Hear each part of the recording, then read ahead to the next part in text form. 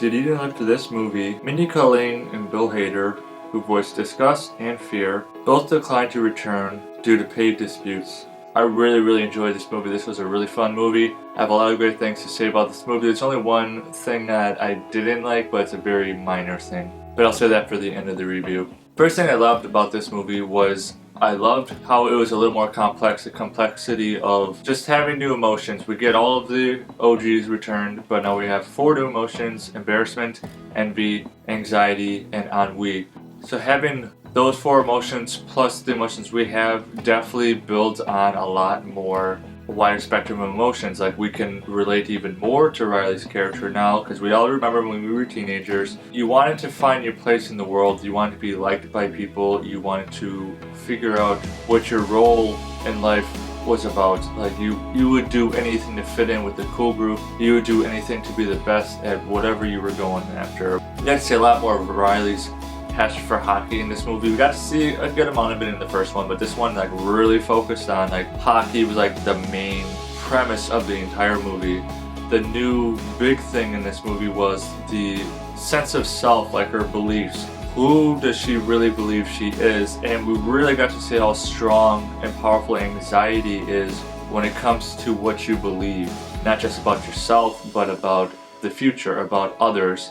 I don't think anxiety is good ever. I don't think anxiety was ever meant to be a good emotion. It seemed at times anxiety was portrayed as a good emotion to have. But then as we went on through the movie, obviously anyone who's, not a teenager and knows more about life knows that anxiety is a pretty negative emotion to have. It really goes hand in hand with fear, because of course we all are anxious about something. I was always taught that to be anxious about nothing. Because today has enough problems as it is, so don't worry about tomorrow. It's natural to feel anxious about things, but it is not good to just focus on being anxious all the time. The creativity, again, off the charts. Pixar never misses when it comes to their creative side. All the general terms when it comes to how the mind works, but like Pixar takes it literally. And they will make like a stream of consciousness, a literal stream, and then brainstorm a storm of light bulbs. My favorite though in this movie was the sarcasm. I'm a very sarcastic individual, but how it was done, sarcasm, an actual chasm.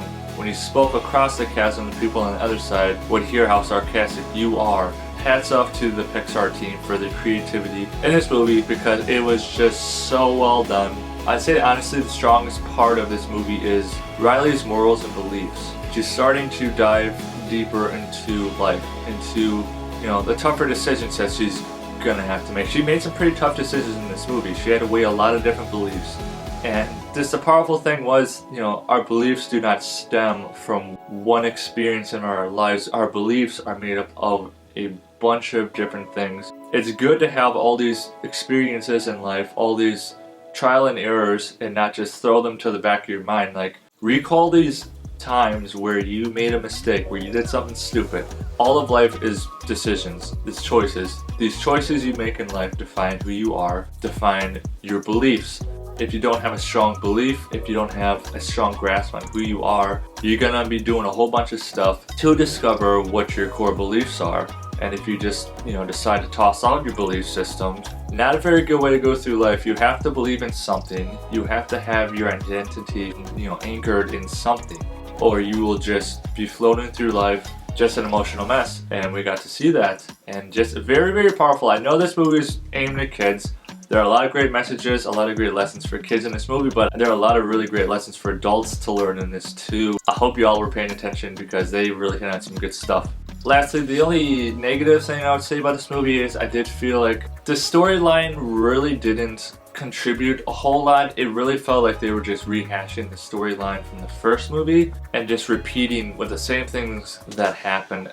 To sadness and joy in the first movie, it's with all the main emotions in this movie, but it's basically the same storyline. The story did feel a little uneven at times, kind of felt like we were bouncing around a couple places, but that's it. I mean, it's hard to find negative things to say about Pixar movies, just mainly because I think Pixar is just an incredible company, and they never miss like when it comes to what they do. But this This movie had some imperfections to it, but nothing that would take away from the overall messages of the movie. So I highly recommend check out this movie as soon as you possibly can because it is a really great sequel. And who knows, we might get Inside Out 3. I'd be completely okay with that. So for Inside Out 2, I'm going to give it a 7 out of 10 Mudflaps, and remember to leave me a thumbs up and drop in the comments below. What is your least favorite emotion? See you next time.